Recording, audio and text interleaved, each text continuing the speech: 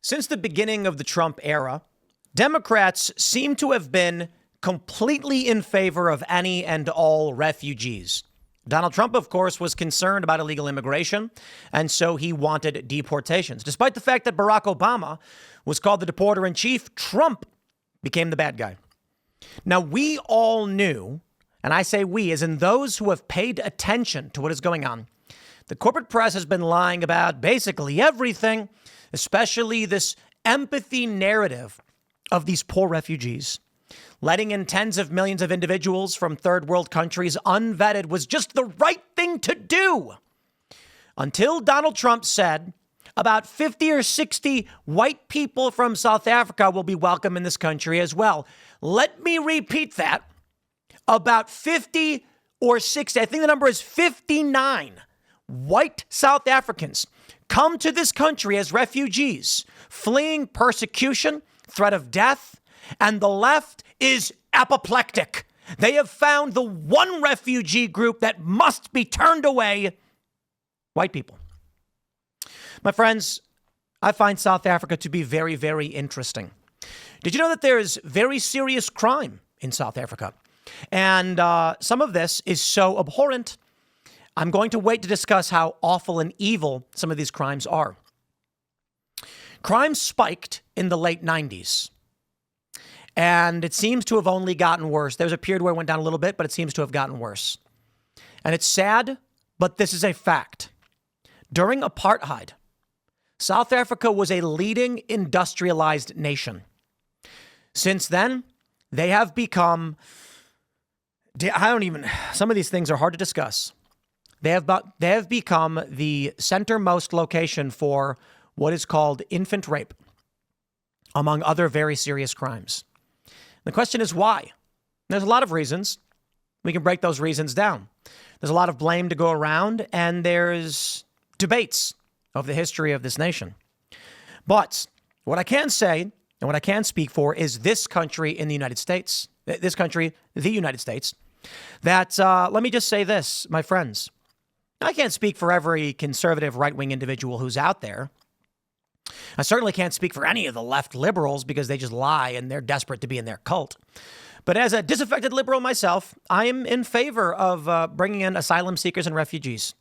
Indeed, I am. And, honestly, I don't really care where they come from. We can see that Nigerian migrants tend to flourish in this country. My issue is with unvetted, unfettered, third world, illegal immigration masked as refugees, masked as asylum seekers. That's what the Democrats were bringing into this country. And I'll say it now, and I said it before. If you apply legally through your consulate to come to these United States as a refugee or asylum seeker, and it is granted and approved, okay, I'm for that. Not these people flying from Africa to Brazil, traveling through all of these safe nations to come to the United States and then claim asylum at the very last minute. As for these South African individuals, they applied, it was granted, and they've come to the United States. It's that simple. Now, to be fair, the Trump administration was trying to pause refugee resettlement and said that these individuals will be able to assimilate much more easily. So there is a question about race and ethnicity and culture and things like this. But I'm going to say it again.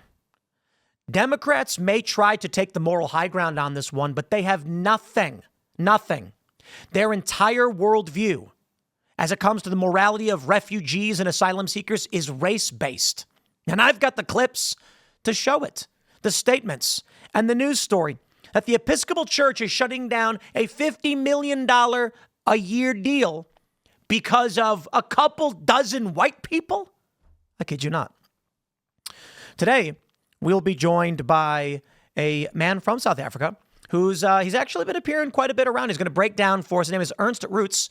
He's going to talk to us about what's been going on in South Africa and this persecution, prosecution, discrimination. And we even have people here at Timcast who are from South Africa. And so it comes up from time to time. So we will be talking about all that, my friends. Before we get started, we have a great sponsor. It is AmericanFinancing.net, my friends. You got to go to AmericanFinancing.net/Tim. Check it out. Debt doesn't just show up one day. It builds little by little. credit cards, loans, medical bills, and suddenly you're juggling payments, feeling stuck. But there's good news. You're not stuck. You just need a reset. At American Financing, they help homeowners like you every day. They use your home's equity and roll that high interest debt into one simple, affordable payment.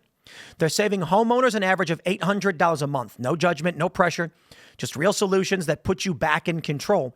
Imagine breathing again, sleeping again, knowing your future is yours to shape. It starts with one call. It only takes 10 minutes to get started. And there are no upfront fees, so it costs nothing to find out how much you can save. And if you start today, you may be able to delay your next 2 mortgage payments. American Financing salary-based consultants are ready to listen and ready to help. Take back your peace of mind with American Financing. Call American Financing today, 866-890-7811. That's 866-890-7811, or visit AmericanFinancing.net/Tim. I also want to give a shout out to Steven Crowder and the Mug Club. Welcome to the Rumble morning lineup. I have your noon hour as we transition into that beautiful afternoon. I am Tim Pool, your host. You can follow me on X and Instagram at Timcast. This is going to be a doozy and not for the faint of heart. We're going to have some, I'm warning you now. When I was younger, I met some people from South Africa. I watched a movie called Stander. About a man. It came out in 2003. It's about a man named Andre Stander, a bank robber. He's like the Dillinger of South Africa, and you should really watch that movie because it's amazing. And the story of the Stander gang, it really is something. Not that he was a good dude or anything, but it got me interested in apartheid and what had happened to this nation.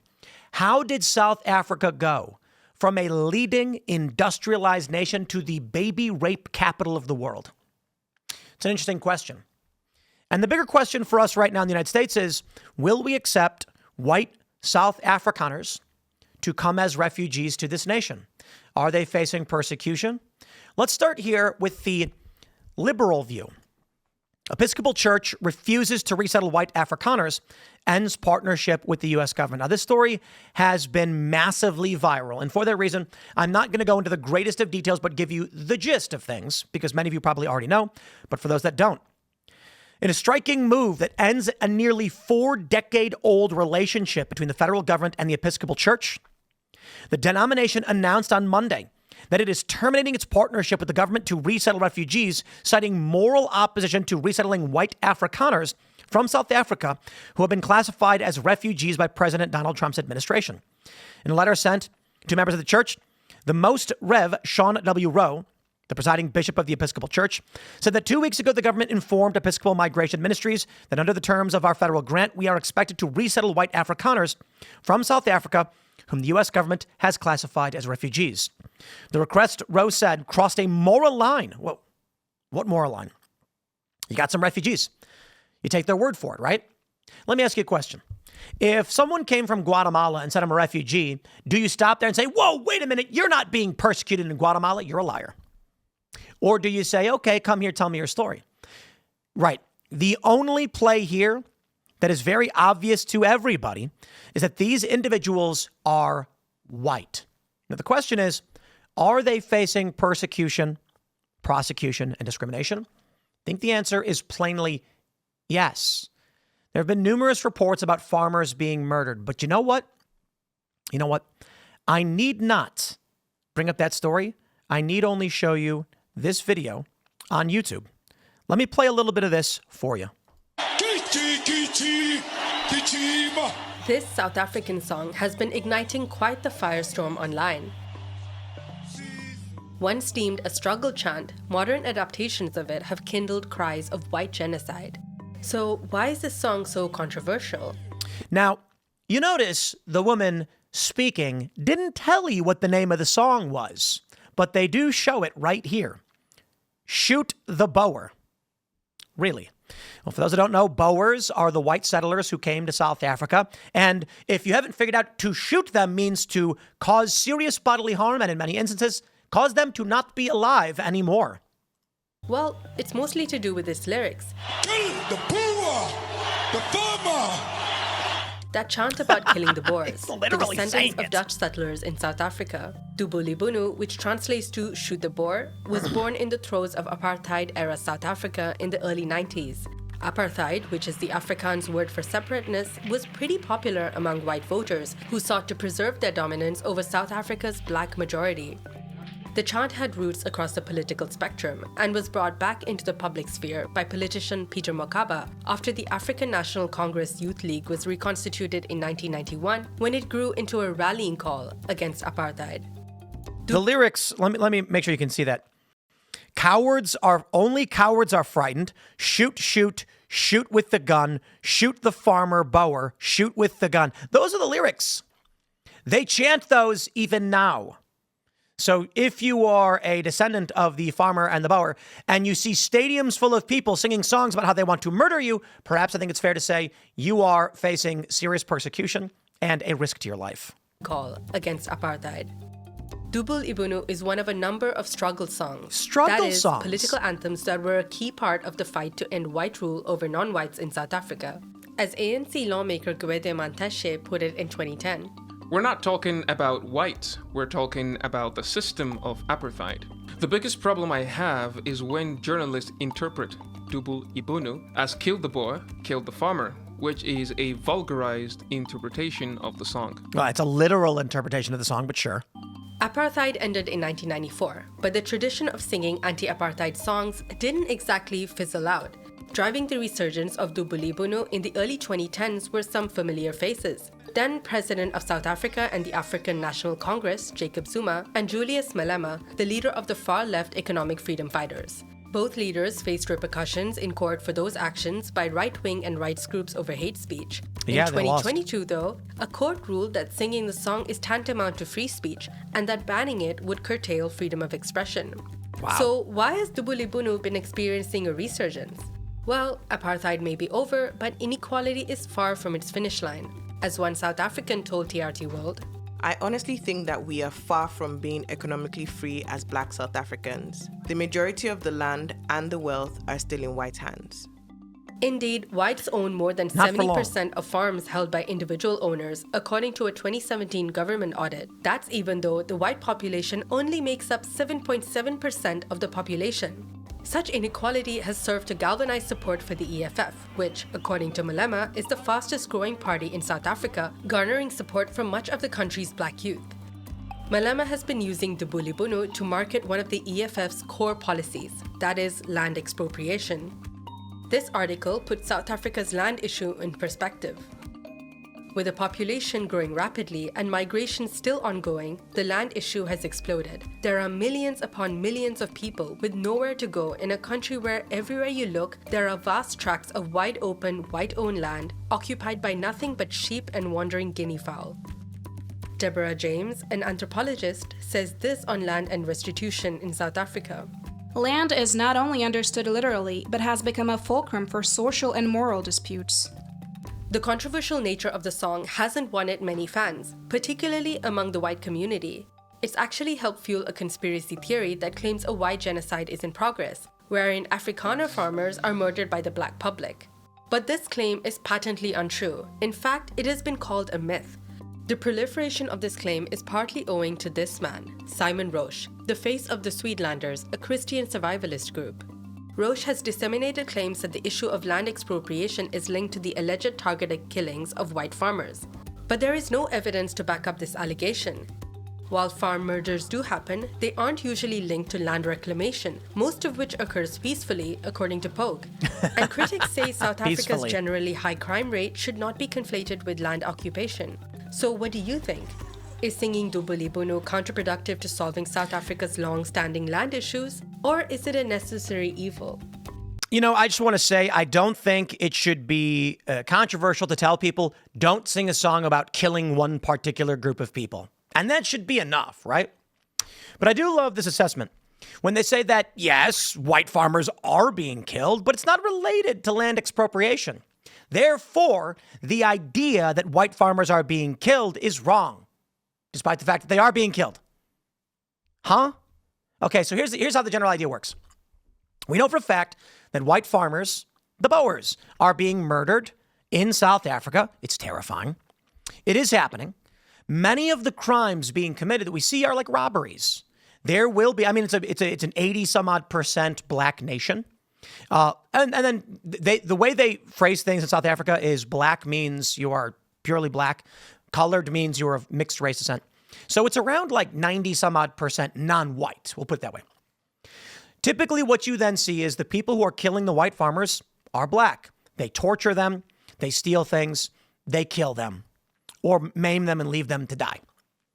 Now, while I think it's fair to say not all of them are related to land expropriation, that's kind of obvious. You're not going to have a ragtag group of bandits going to a farm and being like, after we murder these people, we'll own the land. This is not the 1700s anymore. No, but the disdain they have for white people and the callousness they display is largely attached to the national sphere of influence. When they chant, kill the Boer, there are criminals who are like, no one is going to come after us and be angry if we do this. They're literally calling for it. It's an opportunity. So when a powerful political faction in a stadium is chanting to kill white people, and then people go out and actually do it, it doesn't have to be because they were trying to steal the land. However, there's also a myth in the claim of the myth. Some of these individuals that are killing the white farmers may be doing it not to take the land for themselves, but because they know once they kill the landowners, the government just takes the land. Therefore, when it comes to the filing, they say this wasn't related to land expropriation, just a murder, just a routine murder. Well, now the landowners are gone. I guess the government will take the land. All right. What a horrifying reality. The New York Times has the story, and I got some clips for you. White South Africans granted refugee status by Trump. What we know. Now, there are a few things that I do want to bring up. Trump did seek to suspend refugee status, the refugee admissions program. It was blocked by a judge. I think we have the story here. Seattle judge temporarily blocks Trump's refugee executive order. Many on the left are saying this proves the hypocrisy. Trump said no more refugees, but then let's white refugees in. I mean, that can be countered very easily with around the same time Trump said a pause on refugee resettlement. He also said, but we'll issue an executive order, specifically as early February, for white South Afrikaners. And the number is, I believe, 59 people, not the 12,000 that Trump was saying no to entering this country. So it's not so much that it is pure hypocrisy. Maybe you can argue a little bit, but the argument for the Trump administration is white South Afrikaners can easily assimilate into this country, and so they're going to accept it. Me, I say it's negligible. 59 people shouldn't even be a blip on the radar. But the left has made it such an issue, kind of proves the point. It proves they never actually cared about refugees. They just hate white people. But don't take my word for it. Let's watch CNN and see what they have to say. And part of that is that the people who are native to that land deserve their rightful land back. That is not what the Afrikaners actually want to have happen, which are the white Africans, and so who are not originally from Africa, who colonized South Africa also. And so that is what they are saying is discrimination. Now, if the Constitution in South Africa is discriminatory, they have their checks and balances in that land, just like we do. And that is for them to. So if the Afrikaners don't actually like the land, they can leave that country. They are. They're leaving to come here. No. They can These refugees are coming here. They can actually leave and go to where their native land is, which is probably Germany. Are you against them coming here? Holland, probably. Holland and Germany. Ma'am, there is a logical danger in what you have proposed that I fear many white nationalists and identitarians are absolutely going to jump on and agree with you on. You see, this is a former National Coalition's director for Biden-Harris in 2020 who is black, saying that if you don't like the country, go back to your ancestral homeland. You know what they're going to say to you, right? They're going to say, I completely agree, ma'am. Can I pay for your flight back to Africa? Now, she can make every excuse she wants, but this is the problem. This individual would call you a racist if you were to suggest we pay for her return to her native homeland. While meanwhile saying Boers, white people in South Africa, many of whom can't afford, they're farmers, they can't afford to go migrate to Germany, should be denied the right to seek refugee status in another country. I think they should be able to get refugee status in Germany or Holland, for sure. But my only point here is Ma'am, you don't want to go down that path. Now, Scott Jennings has a statement on this. I mean, I do think it's not alleged discrimination that these people are facing in South Africa. I mean, the law there absolutely allows their property to be confiscated. They are subject to racial discrimination. Some have been subject to violence from some reports that I have read. I mean, we're talking about 50-something people, and the people who seem to be angriest about this today had no problem with 20 million coming here. Some of the worst people in the world coming here, including gang members and so on and so forth. So I don't have a lot of sympathy for the folks who are outraged today after what happened to this country over the last several years, over 50-something people who are clearly being discriminated against in South Africa. Well, the previous administration had priorities about who to let in, including, all kinds of folks who I would argue shouldn't be here. This administration, I guess, is going to set priorities about who and who not to let in. But let's just be honest about what those priorities are, right? And by the way, I'm a Democrat here. I did not defend the Biden administration on immigration. But you voted for him. So that doesn't mean that I defended him on immigration. You voted for a continuation of it in 2024, did you not? I did not vote for his policies on immigration. But you voted You voted to extend the immigration policies of the last administration. No, I did not vote for that. The point is, you're in a party that opened the borders, and I'm in a party that closed the borders, and I think the American people prefer our way. Well, Indeed. I think I have another clip. We have a statement from Matt Walsh. He says, the Great Replacement is real. If you had any doubt, this story about the South African refugees should clear it up for you. The left wants unchecked third world migration because they want to make America less white. That's it. It's that simple. That's why they oppose the white refugees, because white refugees defeat the whole purpose of the program. Interestingly, it's only 59 people. Now, I went to my good friend ChatGPT over here for some context I'd like to read for you. Is there serious crime in South Africa? I asked. Yes. South Africa has a serious crime problem. It consistently ranks among the countries with the highest rates of violent crime in the world. Key issues include high murder rate. Over 27,000 murders were reported in 2023, averaging about 75 per day. Widespread robbery and assault, rape and sexual violence, one of the highest rates of reported rape globally. Police corruption and under-resourcing. Despite strong laws, enforcement is inconsistent, and many crimes go unpunished. Some areas are significantly more dangerous than others. Okay. Simple question. When did this crime begin? Was it always this way? They mention serious crime in South Africa has deep historical roots with significant increases observed during the late apartheid era. 1948 to 94, crime. However, they say, while some data suggests lower crime rates during this period, it's important to note that many crimes, especially those affecting non-white populations, were not adequately recorded or addressed. In other words, they say crime stats were skewed due to systemic underreporting in black communities. Okay. What they're telling us is that during apartheid in the black communities, there was significant crime that was not being stopped and was not being reported officially. So it seemed like crime wasn't all that bad, but it was bad in the black community. Post-apartheid crime trends. Following the end of apartheid in 94, South Africa experienced a surge in crime rates. The murder rate, for instance, peaked in the late 1990s, but saw a decline in the early 2000s. However, recent years have witnessed a resurgence in violent crimes. In 2022, the country reported a murder rate of 45.53 per 100,000 people, ranking among the highest globally. They mention several factors: socioeconomic inequality, unemployment, urbanization and housing, and policing challenges. Now, I think these are often excuses, and I'll tell you exactly what caused the spike in crime, and it was the end of apartheid. Yeah, I know the left is going to scream and screech and say it's racist, but I actually don't think that race is the issue.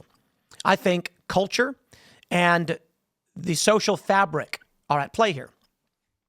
You cannot have a white, developed, we don't even need to say white. You can't take a developed, educated culture and then allow in 10 times the amount of the population who lack that same education and cultural development. This has nothing to do with being white or black or anything else. Though there will be many people who completely disagree. The argument is largely you had a wealthy, educated, industrialized nation that kept out black people These people didn't have access to the same degrees of education, cultural development, and thus crime was higher in the black community. When you end apartheid and all of those people then move into the other space, the crime that existed in their community transfers over to the white community. Race is a surface level issue. It was used largely as the basis by which they segregated, but it is not the factor for the crime and the decay. Tangential, to a greater degree. Now, personally, I think, obviously, race is a component of genetics. I believe that there's a mix between nature and nurture. Obviously, if I tell the story, I go to Thailand, I can see over everybody's head. I'm taller than everybody. I go to Sweden, I'm shorter than everybody. These things play a role. If you're going to bring a bunch of, if you literally went to Thailand and grabbed a whole bunch of the worst criminals and brought them to Sweden, the people there are much bigger, right? And so this is going to have a different dynamic. I'm not saying the Swedish people are going to physically beat anybody up or anything like that, but the dynamic will be very different. The point is, yes, the background and races play a role, particularly in perception, and racism exists. Everybody's racist to a certain degree. Every country has a degree of racism and in-group preference. What you get then, when you have two groups that are visibly distinct, is going to be the end of apartheid, resulting in the crime from the black community, which ChatGPT said was real, coming into the white community, and with in-group, out-group biases, it's going to be largely like what we're seeing now. White people are being targeted, and they're being attacked on farms because they're not part of that community. They are being othered. I then asked it, ChatGPT, about the epidemic of infant rape, to which it said, this content may violate our usage policies. Yeah, it doesn't. I'm asking a legitimate question. ChatGPT says, infant rape in South Africa is a deeply distressing and persistent issue reflecting broader challenges related to child protection, societal myths, and systemic failures. The facts are, this is not prevalent among the white community. Again, I don't think the core component of that is that they are white. It's that they are educated and they have a higher degree of social development. This is why Nigerians who emigrate from Nigeria, who are black and come to the United States, also don't have these issues because they are wealthy and educated and they can afford to come to the United States. They tend to make six figures on average. So race isn't the issue. It's cultural development. However, in-group, out-group bias will be affected by this. The terrifying reality is that since the end of apartheid, in the late 90s and 2000s is when South Africa went from a leading industrialized nation to the baby rape capital of the world. However, I do think it's fair to point out what ChatGPT says. These crimes were already happening in the black communities in South Africa, just wasn't on anybody's radar because they did not care. So this crime is now persisting and it's spreading. It's interesting, my friends, to see what's going on. Now, we are going to be joined in just a moment by Ernst Roots, who is I guess you can call him a South African activist, and he's particularly prominent in the politics. I believe he sued Malema. I could be getting this wrong. There's a lot to talk about in terms of the history of South Africa, so I'm particularly excited to speak with this man. They say that, let me see, he had sued Malema for the song Double Ibunu, Shoot the Boer, and won. The court found him guilty of hate speech. So smash that like button. Share the show with everyone you know. Thanks for hanging out for this opening segment. We will wrap it up here. Follow me on X and Instagram at Timcast. And you can find the interview at youtube.com/Timcast or rumble.com/Timpool, 2 different channels. Thanks for hanging out. And we'll see you all then.